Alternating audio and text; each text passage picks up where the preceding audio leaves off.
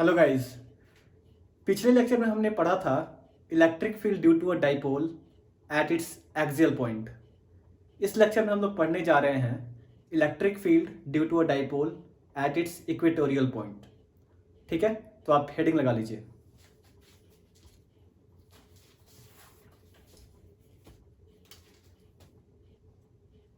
Electric field due to a dipole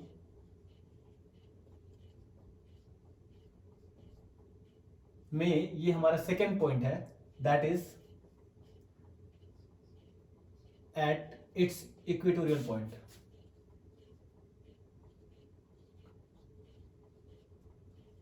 equatorial point, ठीक है। हमने पिछले लेक्चर्स में बात करी है कि एक्सियल, इक्वेटोरियल या फिर any random point of space dipole के कारण क्या होता है। तो ये हमारा सेकंड पॉइंट है, दैट इज इक्वेटोरियल पॉइंट। आइए देखते हैं। ये हमारा कोई डाइपोल है, दो चार्जेस का सिस्टम, इन दोनों के बीच की सेपरेशन 2L है, ठीक है। और हम जानते हैं कि सारी डिस्टेंसेस डाइपोल के सेंटर से मेजर करी जाती हैं, ठीक है। इस लेंथ का, इन दोनों के बीच का सेपरेशन का, ये कोई परपेंडिकुलर बाइसेक्टर है। ये परपेंडिकुलर बाइसेक्टर है। इस परपेंडिकुलर बाइसेक्टर के ऊपर कोई भी पॉइंट, परपेंडिकुलर बाइसेक्टर के ऊपर कोई भी पॉइंट इक्वेटोरियल पॉइंट कहलाएगा। डाइपोल का इक्वेटोरियल पॉइंट कहलाएगा। मैं कोई भी पॉइंट ले सकता हूं, चाहे ये पॉइंट, कोई भी पॉइंट इक्वेटोरियल पॉइंट कहलाएगा। और यहीं पे हमारे को इलेक्ट्रिक फील्ड की वैल्यू कैलकुलेट करनी है, जो कि x डिस्टेंस अवे होगा इस सेंटर से। नीचे भी हो सकता है, ऊपर भी हो सकता है, दोनों तरफ वैल्यू सेम आएगी। तो हम ऊपर लेके इलेक्ट्रिक फील्ड की वैल्यू कैलकुलेट करने जा रहे हैं इस इक्वेटोरियल पॉइंट पे, ठीक है। इसको मैं मिटा देता हूं, ठीक है। ये हमारा पॉइंट, मैं इस लाइन को ज्वाइन कर देता हूं,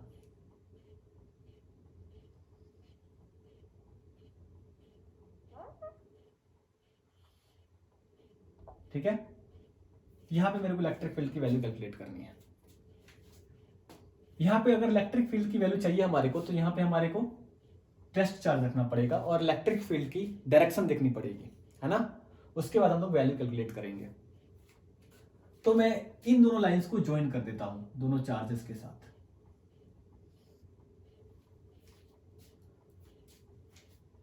अब चूंकि ये परपेंडिकुलर बाइसेक्टर है, तो ये डिस्टेंस L और ये लेंथ L के बराबर होगी, ठीक है। और ये एंगल अगर थीटा है, तो ये एंगल भी थीटा ही होएगा, क्योंकि ये परपेंडिकुलर बाइसेक्टर है ना। दोनों को बराबर बराबर भागों में बांट रहा है। जब दोनों एंगल्स बराबर हो जाएंगे, तो ये दोनों सेपरेशन R के बराबर, यानी कि ये डिस्टेंस बराबर हो जाएंगी। आइसोसेलेस ट्रायंगल हो जाएगा ये।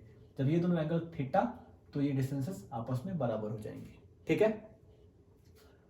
अब इलेक्ट्रिक फील्ड कैलकुलेट करने की कोशिश करते हैं। -q चार्ज के कारण यहां पे इलेक्ट्रिक फील्ड इधर की तरफ होएगी और अट्रैक्टिव होएगी इधर की तरफ। इसको मैं E1 अज्यूम कर लेता हूं। क्यों? क्योंकि ये -q चार्ज है और ये प्लस टेस्ट चार्ज है, दोनों के बीच में अट्रैक्शन होएगा, तो इधर की तरफ इलेक्ट्रिक फील्ड आएगी। +q चार्ज के कारण इस पॉइंट पे इलेक्ट्रिक फील्ड अवे इधर की तरफ होएगी। क्यों? क्योंकि ये पॉजिटिव चार्ज है और ये भी पॉजिटिव चार्ज है, रिपल्सन, ठीक है। अब चूंकि ये एंगल थीटा है ना, और ये भी एंगल थीटा है, तो ये एंगल कितना होएगा हमारे को ये जानना है।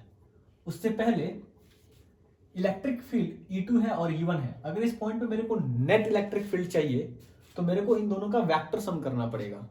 E1² + E2² + 2 E1 E2 cos theta. या फिर एक तरीका और है, इन दोनों का रिजल्टेंट हम लोग पैरेललोग्राम लॉ से कर लें। इसके लिए इसके पैरेलल मैं ये वाली साइड बना देता हूं और इसके पैरेलल ये वाली साइड बना देता हूं, ठीक है, ये वाली। अब इन दोनों का जो डायगोनल होएगा वही हमारा वेक्टर का रिजल्टेंट होएगा। अगर मैं इसको बनाऊं तो ये कुछ ऐसा बनेगा, ठीक है। और इधर की तरफ हमारी नेट इलेक्ट्रिक फील्ड आएगी, ठीक है। तो हम दोनों तरीके से नेट इलेक्ट्रिक फील्ड की कैलकुलेशन कर सकते हैं। E1² + E2² + 2 E1 E2 cos theta, ये थीटा की वैल्यू निकाल के, या फिर इस तरह से ये हमारी ई नेट की वैल्यू आएगी। अब ये आसान हो जाएगा। अगर ये एंगल थीटा है, तो ये एंगल भी कितना होएगा, थीटा। ठीक है। और ये एंगल थीटा है तो ये एंगल भी कितना होगा, थीटा। क्यों? क्योंकि ये हॉरिजॉन्टल लाइन है, हॉरिजॉन्टल लाइन से बनने वाला ये इन दोनों के बीच में एंगल जो है थीटा है, तो ये भी एंगल कितना होगा, थीटा के बराबर होगा। ठीक है, दोनों एंगल थीटा हो गए। अब इस इलेक्ट्रिक फील्ड का मैं इधर कंपोनेंट लूंगा, इसका इधर की तरफ कंपोनेंट लूंगा, और ये जो कंपोनेंट्स हैं, जो वर्टिकल वाले कंपोनेंट्स हैं, वो कैंसिल आउट हो जाएंगे और हमारे को नेट इलेक्ट्रिक फील्ड की वैल्यू मिल जाएगी। ये आसान तरीका है। ठीक है, तो आइए हम लोग कैलकुलेट करते हैं। E2 का अगर मैं इधर की तरफ कंपोनेंट लूं तो यहां पे मेरे को एक कंपोनेंट मिलेगा E2 cos थीटा। ठीक है, दूसरा कंपोनेंट जो होएगा वो इधर की तरफ होएगा, that is E2 sin theta.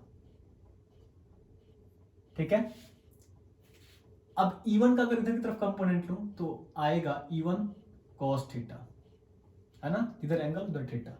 E1 का नीचे की तरफ कंपोनेंट आएगा E1 sin थीटा। ठीक है, अब E1 और E2 की वैल्यू जरा लिखते हैं। सिंस ये दोनों डिस्टेंसेस बराबर हैं, चार्ज का मैग्नीट्यूड भी आपस में बराबर है, तो दोनों इलेक्ट्रिक फील्ड की वैल्यू भी बराबर आनी चाहिए। एक बार देखते हैं, E1 की अगर मेरे को वैल्यू लिखनी है तो हमारे पास वैल्यू कैसे लिखते हैं, पॉइंट चार्ज के कारण E1 की वैल्यू माइनस क्यू चार्ज के कारण क्या होगी, के मैग्नीट्यूड लिखना है Q upon r square, r ये वाली डिस्टेंस है, आर स्क्वायर लिख दिया। E2 की वैल्यू जरा लिखें, E2 की वैल्यू क्या होगी, के ये Q magnitude upon r square, ये आर स्क्वायर। दोनों की वैल्यू सेम आ रही है, इसका मतलब क्या हुआ, E1 is equals to E2, E1 is equals to E2। अब E1 E2 के बराबर है तो ये E या फिर ये E2 या E1 दोनों बराबर ही हैं, तो ये दोनों आपस में क्या हो जाएंगे, कैंसिल आउट हो जाएंगे। क्यों? क्योंकि E1 और E2 की वैल्यू बराबर है।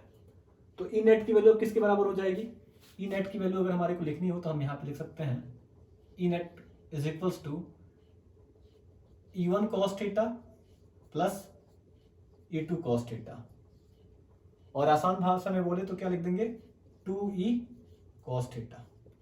क्यों? क्योंकि E1 और E2 के मैं E के बराबर ले लिया, है ना, तो E1 cos theta plus E2 cos theta किसके बराबर हो जाएगा, 2E cos थीटा के बराबर हो जाएगा। ठीक है, अब 2E cos थीटा ये हमारी आई है इलेक्ट्रिक फील्ड की, नेट इलेक्ट्रिक फील्ड की वैल्यू। लेकिन E की वैल्यू किसके बराबर है, E की वैल्यू E1 या फिर E2 के बराबर है, that is KQ upon r square, 2KQ upon r square into cos theta. अब ना तो हमारे पास इस R की वैल्यू है, ना ही ये cos थीटा की वैल्यू है, हमारे को दोनों वैल्यूज इस ट्रायंगल से निकालनी पड़ेगी, है ना। तो ये R स्क्वायर जो है वो किसके बराबर होगा, ये होगा R की वैल्यू बराबर होगी root under x square plus L square, क्योंकि ये हाइपोटेनस है इस ट्रायंगल का, ये एंगल जो है वो 90 डिग्री है परपेंडिकुलर बाइसेक्टर होने के कारण। ठीक है, ठीक है, तो हमारे को R की वैल्यू जो होगी root under x square plus L square होगी। मैं यहाँ पे लिख देता हूँ, R की वैल्यू किसके बराबर होगी, root under x square plus L square, R की वैल्यू है ये। मेरे को यहाँ पे क्या लिखना है, R स्क्वायर लिखना है, तो R स्क्वायर की वैल्यू किसके बराबर हो जाएगी, x square plus L square. ठीक है, अब cos थीटा की वैल्यू चाहिए, तो ट्रायंगल से हमारे को cos थीटा की वैल्यू मिल जाएगी।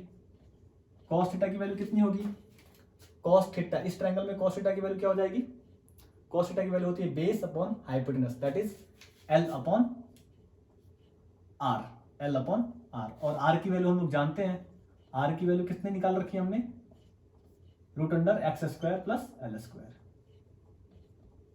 ये हमारी cos थीटा की वैल्यू हो जाएगी। ठीक है,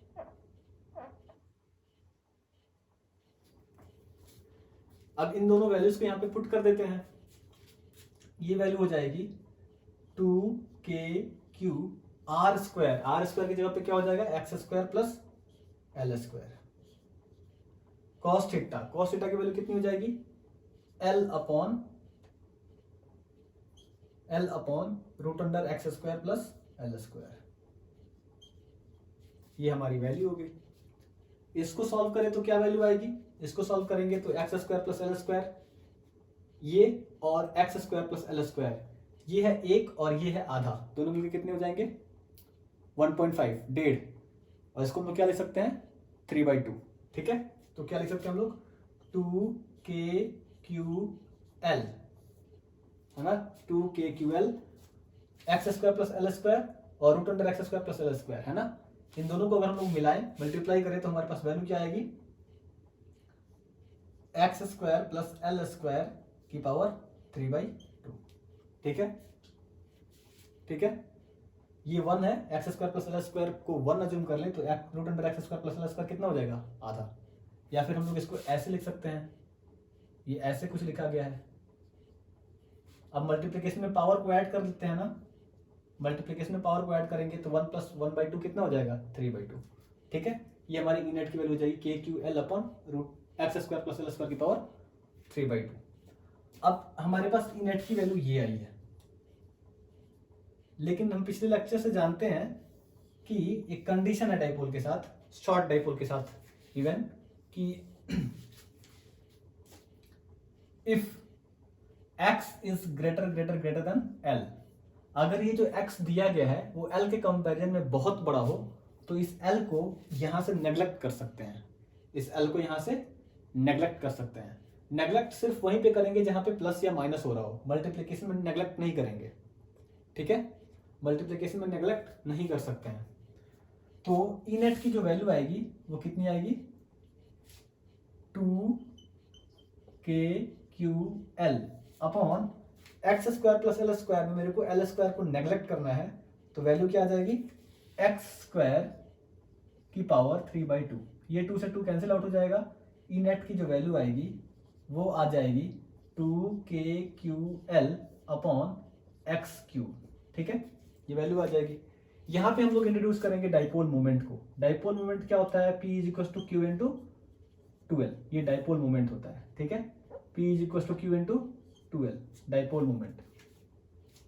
यहाँ पे Q है, 2 है और L है, ये तीनों मिलके क्या बना देंगे, डाइपोल मोमेंट। तो ई नेट की वैल्यू कितनी हो जाएगी, यानी कि 2Q और L की जगह पर हम लोग क्या रख देंगे, P। तो K यहाँ पे बचा K और P x3, ये हमारी ई नेट की वैल्यू हो जाएगी, दैट इज KP/x3। ये हमारी इलेक्ट्रिक फील्ड की वैल्यू होगी, नेट इलेक्ट्रिक फील्ड की यहाँ पे। ठीक है, अगर ये नेग्लिजिबल डिस्टेंस ना हो तो, L की वैल्यू छोटी ना हो तो हमारी इलेक्ट्रिक फील्ड की वैल्यू ये होगी। इससे हम लोग कैलकुलेट करेंगे। ठीक है, कंडीशंस क्या है वो पिछली क्लास में मैंने बता रखा है। अब जरा इलेक्ट्रिक फील्ड तो वेक्टर क्वांटिटी है, अगर ये वेक्टर क्वांटिटी है तो इसकी डायरेक्शन भी हमारे को चाहिए। तो डायरेक्शन के लिए जरा देखते हैं, यहाँ पे डायरेक्शन किधर की तरफ मिल रही है। ई नेट की जो डायरेक्शन आ रही है वो इधर की तरफ आ रही है, इधर की तरफ। डाइपोल मोमेंट से इसकी डायरेक्शन की जरा कंपैरिजन करते हैं। डाइपोल मोमेंट की डायरेक्शन किधर से किधर होती है, -q से +q की तरफ, ये होती है डाइपोल मोमेंट की डायरेक्शन। ये होती है डाइपोल मोमेंट की डायरेक्शन। डाइपोल मोमेंट भी एक वेक्टर क्वांटिटी होता है, इसकी डायरेक्शन -q से +q चार्ज की तरफ होती है। ठीक है, अब इसकी डायरेक्शन इधर की तरफ है। एक्सियल पॉइंट पे भी डायरेक्शन इलेक्ट्रिक फील्ड की इधर की तरफ ही आ रही थी, तो एक्सियल पॉइंट पे जो डायरेक्शन होती है towards the direction of dipole moment होती है। लेकिन यहाँ पे देखो तो इलेक्ट्रिक फील्ड की डायरेक्शन इधर की तरफ आ रही है। इसका मतलब ये है कि यहाँ पे नेट इलेक्ट्रिक फील्ड की डायरेक्शन डाइपोल मोमेंट के अपोजिट आ रही है। और ये बात यहाँ के लिए भी वैलिड है। अगर यहाँ पे भी हम लोग कैलकुलेट करें नेट इलेक्ट्रिक फील्ड की वैल्यू तो इधर की तरफ ही आएगी, that is opposite to the dipole moment. तो यहाँ पे भी हम लोग लिख सकते हैं direction of electric field at equatorial point is opposite to the dipole moment।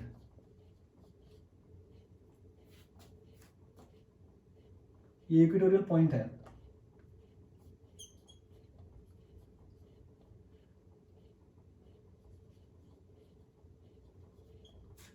Opposite to the dipole moment, dipole moment के अपोजिट होएगा, है ना। इसको हम लोग, मैं आपको यहाँ पे भी करके बता देता हूँ कि अगर ये इक्वेटोरियल लाइन, जो इक्वेटोरियल लाइन है उसको मैं नीचे लूँ तब भी हमारे को नेट इलेक्ट्रिक फील्ड की डायरेक्शन अपोजिट मिलेगी डाइपोल मोमेंट के। यहाँ पे मैं आपको करके बता देता हूँ, ये -q चार्ज और ये है +q चार्ज, डाइपोल बन गया। और ये हमने कोई पॉइंट लिया है x डिस्टेंस नीचे जाके, यहाँ पे मेरे को डाइपोल मोमेंट इलेक्ट्रिक फील्ड की वैल्यू चेक करनी है। इसके कारण इलेक्ट्रिक फील्ड की वैल्यू इधर की तरफ आएगी, है ना, और इसके कारण किधर की तरफ आएगी, इधर की तरफ आएगी। इन दोनों का रिजल्टेंट किधर की तरफ आएगा, इधर की तरफ। तो देखो ई नेट की जो वैल्यू, अगर इसको E1 इसको E2 बोलो तो ई नेट की वैल्यू हमेशा इधर की तरफ आ रही है, that is opposite to the direction of dipole moment. Dipole moment किधर से किधर होगा, इधर से इधर की तरफ। P की वैल्यू इधर से इधर की तरफ होगी, -q से +q, और नेट इलेक्ट्रिक फील्ड अपोजिट आ रहा है। मतलब इक्वेटोरियल पॉइंट जो है कहीं भी इस ये लाइन पे कहीं भी कोई भी पॉइंट ले तो इक्वेटोरियल पॉइंट कहलाएगा। इक्वेटोरियल पॉइंट पे क्या होगी कहानी, हमेशा नेट इलेक्ट्रिक फील्ड की डायरेक्शन इलेक्ट्रिक डाइपोल मोमेंट के अपोजिट आएगा, है ना। इलेक्ट्रिक डाइपोल मोमेंट के अपोजिट होती है डायरेक्शन, जो यहाँ पे लिखा गया direction of electric field at equatorial point is opposite to the direction of opposite to the dipole moment के डायरेक्शन के अपोजिट रहेगी। ठीक है, ये बात ध्यान में रखनी चाहिए। ये हमारी इलेक्ट्रिक फील्ड की कहानी इक्वेटोरियल पॉइंट पे। नेक्स्ट क्लास में हम any random point of space की कैलकुलेशन करेंगे। ठीक है, तब तक के लिए थैंक यू।